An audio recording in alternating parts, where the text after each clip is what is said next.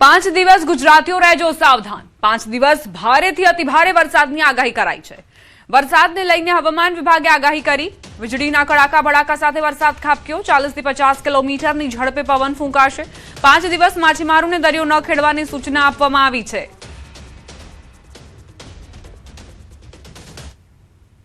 गुजरात की फिर thunderstorm warning की भी अगले 5 दिन के लिए दिया गया है। इसमें बिजली गिरने का भी संभावना रहेगा। जो विंड्स का स्पीड रहेगा, स्ट्रॉन्ग विंड रहेगा, 40 से 50 किलोमीटर प्रति घंटा के साथ विंड्स पवन का स्पीड रहेगा।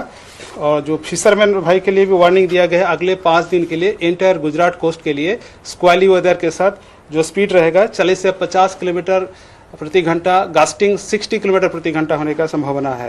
सौराष्ट्र का साउदर्न डिस्ट्रिक्ट है, इसमें heavy to very heavy rainfall का वार्निंग दिया गया है ऑरेंज वार्निंग के साथ। और जो एक्सट्रीमली हेवी रेनफॉल है रेड वार्निंग के साथ दिया गया है। आइसोलेटेड एक का दुक्का स्थानों में heavy to very heavy with extremely heavy rainfall होने का संभावना रहेगा। आज जो रेड वार्निंग के साथ एक्सट्रीमली हेवी रेनफॉल दिया गया है सूरत, नवसारी, वलसाड, दमन, दादरा नगर हवेली रेड वार्निंग में वेरी हेवी रेनफॉल का संभावना रहेगा। भरूच, नवसारी भरूच, नर्मदा, तापी और डांग के लिए दिया गया है। हेवी रेनफॉल बड़ौदा, छोटा उदयपुर के लिए दिया गया है येलो वार्निंग के साथ। सौराष्ट्र कोस्ट में आज heavy to very heavy orange warning के साथ जो डिस्ट्रिक्ट आ रहा है अमरेली, भावनगर, गिर सोमनाथ और दीव के लिए दिया गया है। और हेवी रेनफॉल जूनागढ़ और राजकोट के लिए दिया गया है। कल के लिए जो एक्सट्रीमली हेवी रेनफॉल डिस्ट्रिक्ट आ रहा है साउदर्न गुजरात में जो सूरत, नवसारी, वलसाड, डांग, दमन, दादरा नगर हवेली के लिए दिया गया extremely heavy rainfall red warning के साथ। Heavy to very heavy rainfall warning दिया गया है भरूच, नर्मदा और तापी के लिए ऑरेंज वार्निंग के साथ। हेवी रेनफॉल वार्निंग दिया गया है बड़ौदा और छोटा उदयपुर के लिए येलो वार्निंग के साथ। सौराष्ट्र कच्छ में वेरी हेवी रेनफॉल का वार्निंग दिया गया है अमरेली, भावनगर के लिए दिया गया है ऑरेंज वार्निंग के साथ।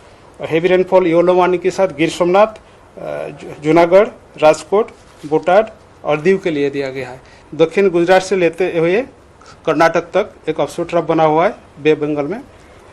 एंड देन एक फ्रेश WD अभी पास करेगा। वो अभी उसका जो लोकेशन है 58 डिग्री ईस्ट और 32 डिग्री नॉर्थ, जो एक ट्रैप के रूप में 5.8 किलोमीटर ऊंचाई में स्थित है। एक अपर या cyclonic circulation Bay of Bengal के ऊपर बने हुए हैं। वो 1.5 किलोमीटर 7.6 किलोमीटर बीच में बने हुए हैं। ये साउथ बांग्लादेश, दक्षिण Bangladesh adjoining north Bay of Bengal adjoining दक्षिण बांग्लादेश, ये 3 तारीख को लो बनने का संभावना है। एक अपर या साइक्लोनिक सर्कुलेशन अभी सौराष्ट्र और नेबरहुड में परसिस्ट कर रहे हैं। इसका जो स्थिति है 3.1 to 5.8 किलोमीटर ऊंचाई में बने हुए हैं। જૂનાગઢના ભેંસાણ પંથકમાં ધોધમાર વરસાદ, ઉબેણ નદીમાં પૂર આવ્યું। ભારે વરસાદથી નદી નાળા છલકાયા। 3.5 ઇંચ વરસાદથી પાણી થયું। ખેડૂતોમાં ખુશીનો માહોલ છવાયો છે।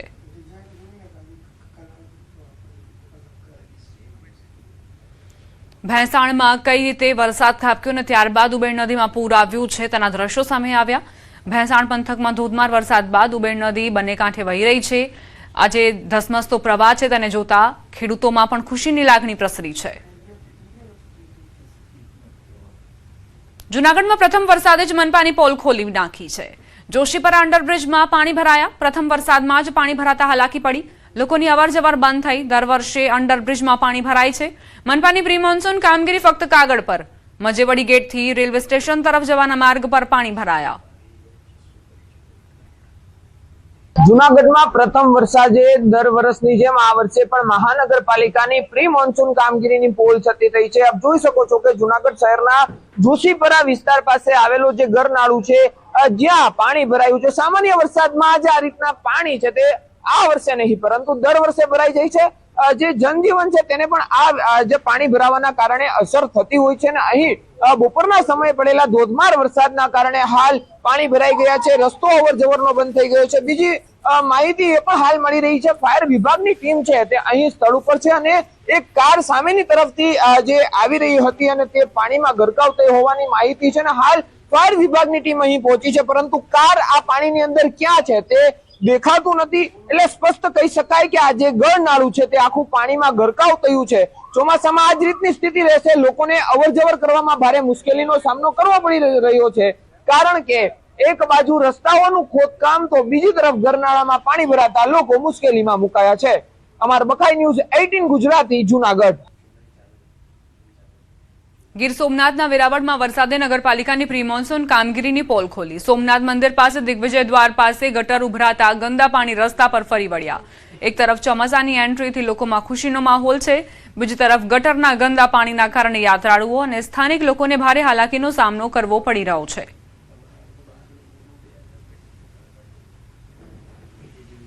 અમરેલી તાલુકામાં મુશળધાર વરસાદ, વડેરા ગામમાં અનરાધાર વરસાદ ખાબક્યો, નદી નાળા અને ચેકડેમ ઓવરફ્લો થયા। વડેરા, રંગપુર સહિતના આસપાસના ગામડામાં 3 ઇંચ કરતા વધુ વરસાદ ખાબકતા જળબંબાકારની સ્થિતિ સર્જાઈ। રંગપુર ગામના બજારોમાં નદીની જેમ પાણી વહેતા થયા।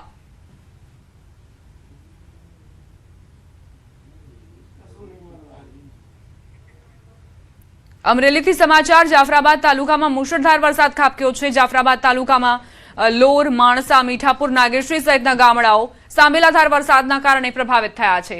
રાજુલા તાલુકાના ચૌતરા ગામમાં જળબંબાકારની સ્થિતિ સર્જાઈ। ચૌતરા ગામની રાયડી નદીમાં ઘોડાપુર આવ્યા। પાણીનો ધસમસતો પ્રવાહ વહેતો થયો। સ્થાનિક પરિવારના 35 જેટલા બકરા પાણીના પ્રવાહમાં તણાયા। લોકો મદદ માટે દોડ્યા, કેટલાક બકરાને બચાવ્યા તો કેટલાક પાણીના પ્રવાહમાં તણાયા। બકરાને બચાવવા ગયેલ લોકો તણાતા મહા મુસીબતે બહાર કઢાયા। 2 કલાક બાદ વહીવટી તંત્ર હજુ નથી પહોંચ્યું।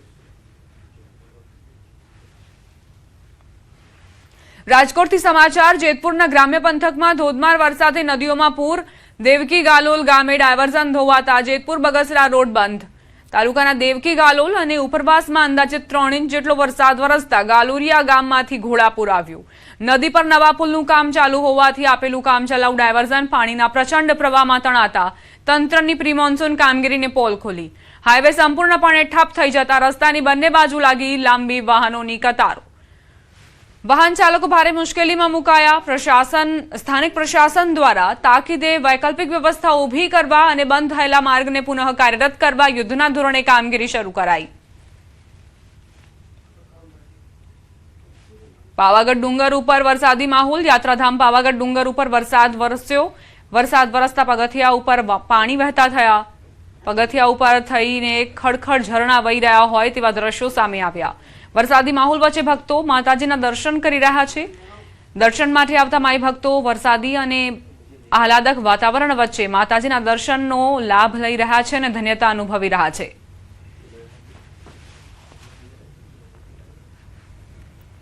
પંચમહાલ જિલ્લાના હાલોલ પંથકમાં વાતાવરણમાં પલટો આવ્યો। હવામાન વિભાગની આગાહી મુજબ હાલોલ પંથકમાં મેઘરાજાની એન્ટ્રી થઈ છે। દિવસભરના ભારે ઉકળાટ બાદ હાલોલમાં વરસાદ શરૂ થયો। હાલોલ શહેરમાં ક્યાંક ધીમી ધારે વરસાદ ખાબક્યો, ક્યાંક ભારે વરસાદ વરસ્યો। લાંબા દિવસના વિરામ બાદ વરસાદ થતા ખેડૂતોમાં ખુશીની લહેર પ્રસરી છે। ભારે ઉકળાટ ભર્યા વાતાવરણ વચ્ચે વરસાદ થતા વાતાવરણમાં ઠંડકનો અહેસાસ લોકોને થયો।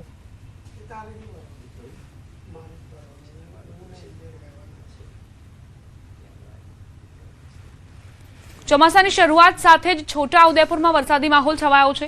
એક તરફ ખેડૂતોમાં ખુશીની લહેર જોવા મળી રહી છે તો બીજી તરફ પાણી ભરાવાની સમસ્યાએ મુશ્કેલી સર્જી છે। નેશનલ હાઈવે નંબર 56ની આસપાસના ખેતરો વરસાદી પાણીમાં ગરકાવ થઈ ગયા।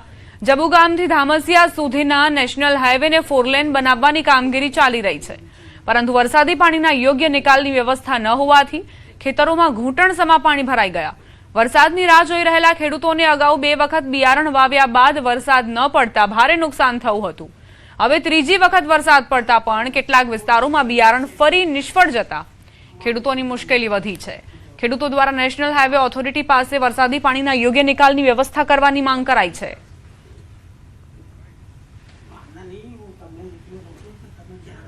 પડવાથી આ વરસાદ ઓછો છે તોય આટલી નુકસાની છે। આ હાઈવે પડવાથી એક બાજુ કેનલ છે, એક બાજુ હાઈવે છે, તો આજુબાજુ ખેતરોમાં પાણી ભરાયું છે અને આગળ જે કપાસ મૂકાયો વરસાદ ખેંચાવાથી તોય આટલું નુકસાન છે। વરસાદ પડ્યો એનો કોઈ નિકાલ છે નથી।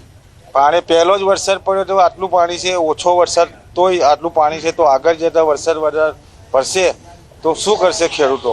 રસ્તો ઊંચો થઈ ગયો સાહેબ, એટલે નીચે આ બધું પાણી ખેતરોમાં આવવાઈ જશે, એટલે ખેતરને નુકસાન થાય છે। ખેડૂતોને મુશ્કેલી ને સાહેબ, હવે આવો વરસાદ થઈ જાય તો ખેતરથી બહાર પાણી ના જાય તો નુકસાન ને। એટલે નુકસાન જ કેમ અમારે હાઈવે બનાવ્યો સાહેબ પણ પાણી નિકાલ કરવાની કોઈ વ્યવસ્થા નથી હાઈવે દ્વારા પાણીની નિકાલ કરવું જોઈએ પણ નંબરનો હાઈવે હતો ને એમાં મોટો હાઈવે બન્યો છે નેશનલ હાઈવે એના માટે આ પાણીનો નિકાસ જરાક એમ આંકડું મૂક્યું છે મોટા મૂક્યું હોય નિકાસ માટે તો આ પાણીની વ્યવસ્થાથી ખેડૂતોને હમણાં ભારે નુકસાન કહેવાય હજુ પહેલો જ વરસાદ છે એમ તો પહેલો નુકસાન થયું અને પાછું નુકસાન થયું આ પહેલું પાણી વરસાદનું નુકસાન હતું આજે હવે પાણી આ ડૂબનથી નુકસાન થઈ ગયું એવું થયું નિકાલની વ્યવસ્થા કરવી જોઈએ મોટી તો સારું મતલબમાં આ નાની વ્યવસ્થા કરી છે એટલે વધારે નુકસાન થાય છે એટલે મોટી વ્યવસ્થા આટલી જગ્યામાં કરવી જોઈએ પાણી નિકાસની છોટાઉદેપુર જિલ્લાના ખેડૂતો વરસાદની આતુરતાથી રાહ જોઈ રહ્યા હતા ત્યારે આજે વહેલી સવારથી જ છોટાઉદેપુરના 7 તાલુકાની અંદર વરસાદ વરસી રહ્યો છે એટલે ચોક્કસથી કહી શકાય કે કहीं ખુશી કहीं ગમ જેવો માહોલ હાલ છોટાઉદેપુરમાં જોવા મળી રહ્યો છે જી હા આપણે તસવીર બતાવવા માંગીશું કે આપ જોઈ શકો છો કે જ્યાં